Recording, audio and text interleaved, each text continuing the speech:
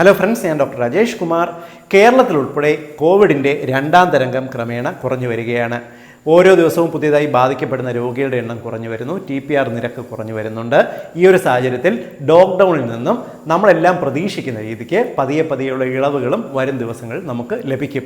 ഏകദേശം ഇത്രയും ഒരു മാസത്തോളം നമ്മൾ വീട്ടിനകത്ത് തന്നെ ജോലിക്കൊന്നും പോകാതെ തുടരുന്നത് ക്രമേണ വീണ്ടും നമ്മളെല്ലാം സമൂഹത്തിലേക്ക് ഇറങ്ങിപ്പോകുന്ന ദിവസങ്ങൾ വരികയാണ്. എന്നാൽ മനസ്സിലാക്കേണ്ട ഒരു കാര്യമുണ്ട്. മൂന്നാം തരംഗത്തെക്കുറിച്ചുള്ള വാർത്തകൾ നിങ്ങൾ കേട്ടിട്ടുണ്ടായിരിക്കാം.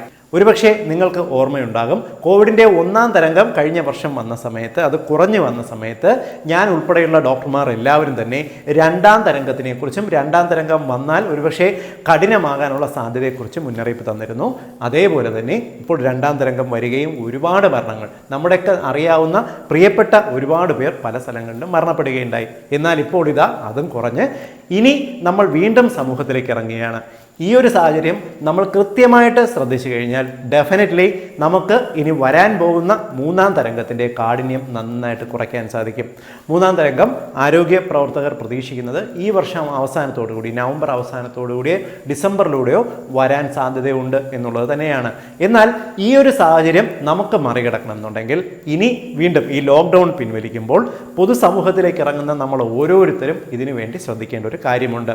ഒന്നാം തരംഗത്തിൽ നിങ്ങൾക്ക് ഒരു പക്ഷേ ഓർമ്മയുണ്ടാവും, നമ്മൾ സമൂഹത്തിലേക്ക് ഇറങ്ങുമ്പോൾ ഹാൻഡ് സാനിറ്റൈസറുകൾ എത്രത്തോളം കൃത്യമായിട്ട് ഉപയോഗിക്കണം എന്നുള്ളതിനെക്കുറിച്ചും മാസ്കിനെ കുറിച്ചും കൃത്യമായിട്ടുള്ള നിർദ്ദേശമുണ്ടായിരുന്നു. എന്നാൽ ഒന്നാം തരംഗം കുറഞ്ഞ സമയത്ത്, കഴിഞ്ഞ വർഷത്തിൻ്റെ അവസാനത്തോടു കൂടി നമ്മൾ ഈ മുൻകരുതലുകൾ എല്ലാം കാറ്റിൽ പറത്തുകയുണ്ടായി.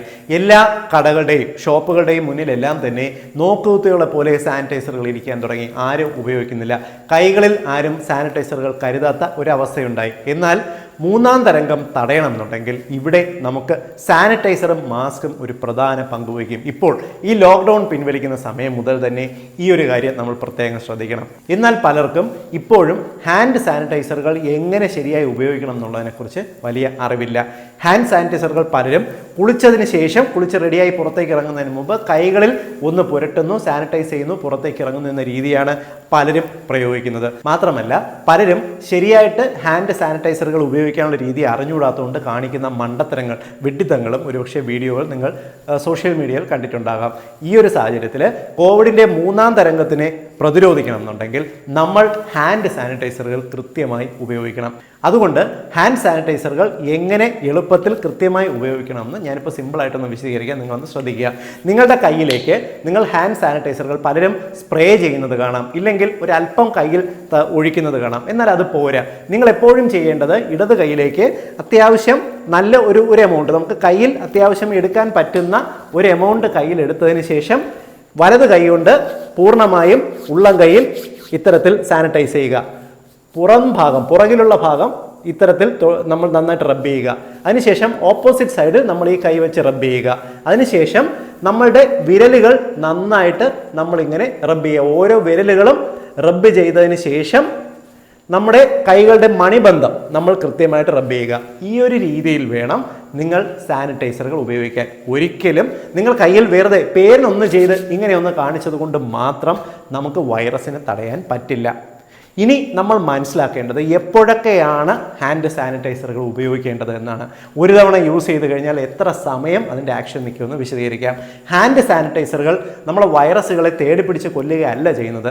ഹാൻഡ് സാനിറ്റൈസറുകളിനകത്തുള്ള സ്പിരിറ്റ് നമ്മുടെ കയ്യിലുള്ള ഒരു നാച്ചുറൽ ആയിട്ടുള്ള ഒരു എണ്ണമയമുണ്ട്. കൈക്ക് ഒരു മോയ്സ്ചറൈസേഷന് വേണ്ടി ഒരു എണ്ണമയമുണ്ട്. ഈ എണ്ണമയത്തിൻ്റെ ഈ പ്രതലത്തിന്, ഈ പാടയെ നശിപ്പിച്ച് കളയും. അതായത് ആ സമയത്ത് അതിൻ്റെ പുറത്ത് പറ്റിപ്പിടിച്ചിരിക്കുന്ന വൈറസിനെ ഉൾപ്പെടെ ഇത് നശിപ്പിച്ച് കളയും. എത്ര സമയം ഇതിന് ആക്ഷൻ കിട്ടുമെന്ന് പറഞ്ഞാൽ, വീണ്ടും അടുത്ത എപ്പോഴാണോ വൈറസ് വന്ന് പറ്റിപ്പിടിക്കുന്നത്, വീണ്ടും നമ്മുടെ കൈ കണ്ടാമിനേറ്റഡ് ആയി കഴിഞ്ഞു, മാലിന്യമായി കഴിഞ്ഞു, വീണ്ടും നമ്മുടെ മുഖത്ത് പറ്റിയാൽ വൈറസ് നമുക്ക് കിട്ടാനുള്ള സാധ്യതയുണ്ട്. അതുകൊണ്ട് നിങ്ങൾ ഏതൊക്കെ സാഹചര്യങ്ങളിലാണോ എക്സ്പോസ്ഡ് ആകാൻ സാധ്യതയുള്ളത് ആ സമയത്ത് നിങ്ങൾ നിർബന്ധമായിട്ടും അതിനുശേഷം ചെയ്തിരിക്കണം.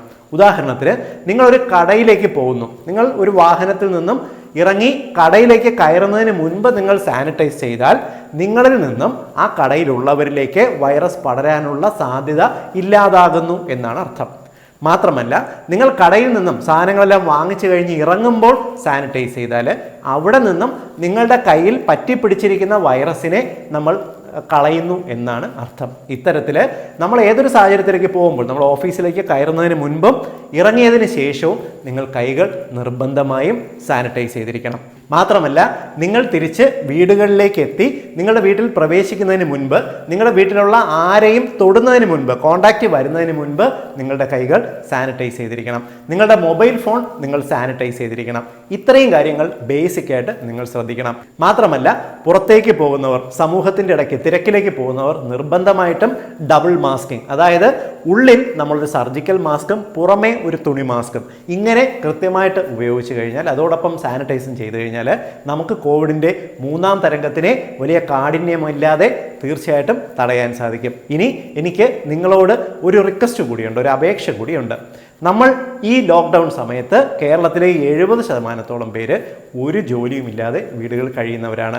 ഞാനീ പറയുന്ന എല്ലാവരും ഹാൻഡ് സാനിറ്റൈസർ വാങ്ങിച്ച് പുറത്തു പോകുന്നവർ ഉപയോഗിക്കണം, കൃത്യമായി മാസ്ക് വാങ്ങിക്കണം എന്ന് പറയുന്ന സമയത്ത് പലപ്പോഴും സാമ്പത്തികമായി ബുദ്ധിമുട്ടുള്ളവർക്ക് സാധിക്കത്തില്ല.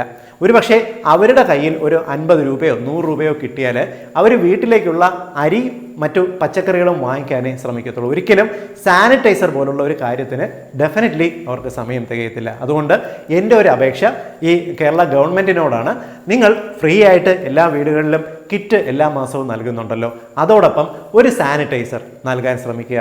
വീടുകളിൽ നിന്നും ഈ ലോക്ക്ഡൗൺ മാറി പുറത്തേക്ക് പോകുന്ന സമയത്ത് എല്ലാവർക്കും ഈ സാനിറ്റൈസർ കൊണ്ട് ഡെഫിനറ്റ്ലി നമ്മൾ മറ്റുള്ളവരുമായി 2 മീറ്റർ അകലം പാലിക്കണം. കൂടാതെ നമ്മൾക്ക് ബെനിഫിഷ്യൽ ആകുന്ന ഒരു ഡബിൾ മാസ്കിംഗ് സിസ്റ്റവും സാനിറ്റൈസറും വേണം.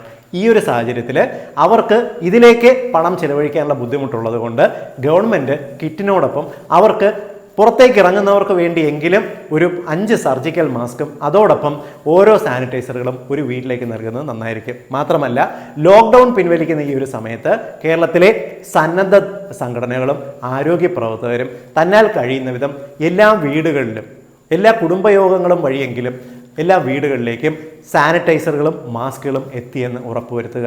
ഈ 3ാം തരംഗത്തിനെ തടയുന്നതിന് നമ്മൾ മലയാളികൾ നിർബന്ധമായിട്ടും ഈ ഒരു സമയത്ത് ചെയ്യേണ്ടതും ഉറപ്പുവരുത്തേണ്ടതുമായ കാര്യം ഓരോ വീടുകളിലെയും സുരക്ഷയാണ്. കാരണം പുറത്തേക്ക് പോകുന്നവർ എടുക്കുന്ന ഈ ഒരു സുരക്ഷകൾ കൊണ്ടാണ് 3ാം തരംഗത്തിൻ്റെ കാഠിന്യം കുറയാൻ പോകുന്നത്. ഞാനീ പറഞ്ഞ എൻ്റെ റിക്വസ്റ്റിനോട് നിങ്ങൾ യോജിക്കുന്നുവെങ്കിൽ നിങ്ങൾ ഈ ഇൻഫർമേഷൻ ഷെയർ ചെയ്യുക. ഡെഫിനറ്റ്ലി നമ്മുടെ സമൂഹത്തിലെ നമ്മുടെ അധികൃതർ, നമ്മുടെ ആരോഗ്യ പ്രവർത്തകർ, നമ്മുടെ സന്നദ്ധ പ്രവർത്തകർ ഇതിനു വേണ്ടി തയ്യാറെടുക്കട്ടെ. നമുക്ക് ഒരുമിച്ച് ഈ 3ാം തരംഗത്തിനെ ചെറുക്കാം. വീണ്ടും കോവിഡിനെ കുറിച്ചുള്ള ഏറ്റവും പുതിയ അപ്ഡേറ്റുമായി കണ്ടുമുട്ടാം. ബൈ.